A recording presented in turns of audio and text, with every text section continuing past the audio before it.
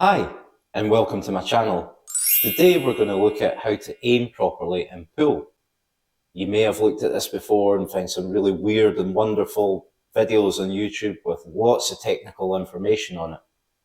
But today I'm going to show you a really simple method. Anyone can do it. In fact, everyone should do it. I've been playing cue sports for about 30 years now, and I use this method to learn how to aim. And it's still the method used by qualified coaches today. I've also played and practiced with loads of professionals in pool and snooker, and they all learned the same way. When it comes to aiming, unfortunately, there's no secret formula, there's no quick trick, and there's nothing that's going to suddenly turn you into a pool ninja.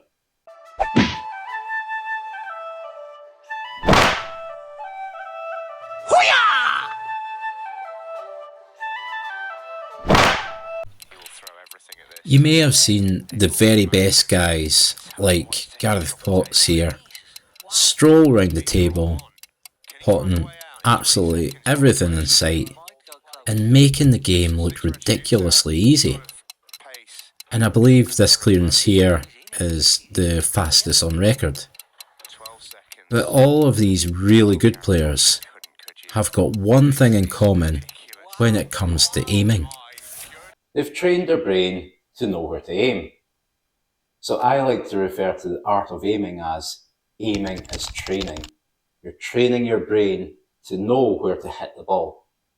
So let's look at how we do that. Let's start with a really simple shot. To pot this ball, we know that we need to hit it here. You can tell that if I move here, I'm missing it, and if I move here, I'm also missing it. This is a point that we need to hit to pot that ball. And we know this because it's an angle that we're familiar with.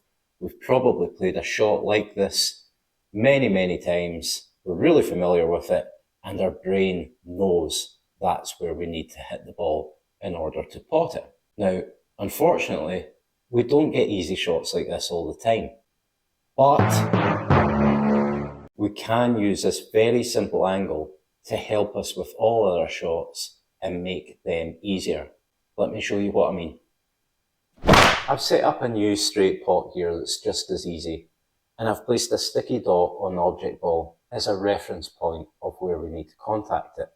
It's a straight pot again, so our brain knows that that's the point that we need to contact in order to pot the ball. Now, I like to keep things as simple as possible when it comes to aiming, and in a second I'm going to show you how to aim properly and line up a shot. But I want to quickly cover something off that will help us do that. If I move the cue ball to here, it makes a pot slightly more difficult, but we're still aiming at that exact same point. If I move the cue ball to the other side, again the pot is a bit more difficult. Again, like the previous example, we're still aiming at that exact same point. So we know the contact point remains the same no matter where the cue ball is. So let's look at how that helps us.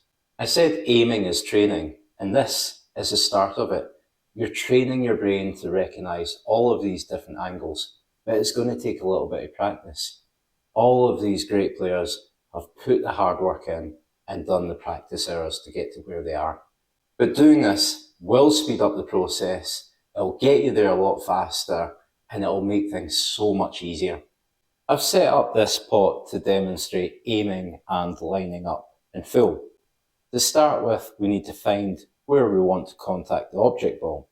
And to do this, all we do is simply stand in a straight line between the object ball and the pocket that we want to pot it in.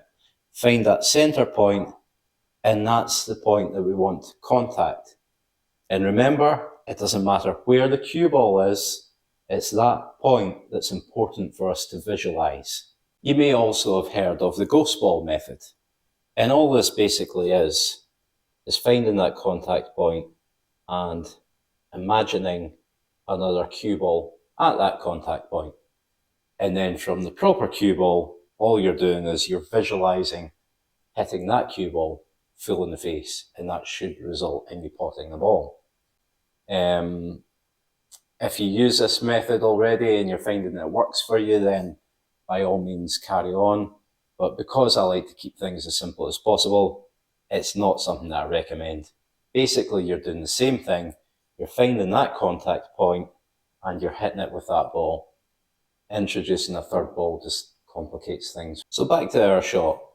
You found the contact point of the object ball. Now what you need to do now is, hopefully you've already taken a step back from the table. You found that contact point. I want you just to visualize that contact point and move round to the cue ball. Don't take your eyes off it because it's helping your brain retain that information.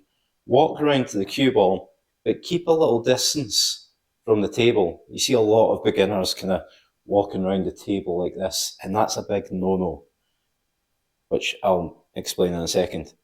Keep that distance, find that point, and walk around to the cue ball. You're now at the cue ball, you're hopefully almost in line with the point that you want to contact. And the reason that you've got space here is because 95% of your aiming comes from this position. So you can see here, you get your cue ball, got the point that you want to contact, and then you step into the shot properly. And once you do that, you will probably find that you're not exactly in line to pot the ball. This is where the other 5% of the aiming comes in. Once you're down here, you can make little micro adjustments to get to the point that you want to be. Now, making those little adjustments on the shot is absolutely fine, and it's something that every single player will do. You probably had advice that if you're moving about, you should get up off the shot and start again. And that's excellent advice if you're having to move quite a bit. But if it's just micro adjustments, then that's absolutely fine. Don't worry about making them when you're on the shot. Every single player does it. Now, I'll walk through this shot again in full without stopping and play the shot. But before I do it, if you have liked this video, then please subscribe. It's a new channel and I'd love to grow it. And if you have liked it, give me a like and give me a comment as well. Just give me a bit of feedback on what you think in this video, as it would help this video reach other people that it might help as well. So one last time,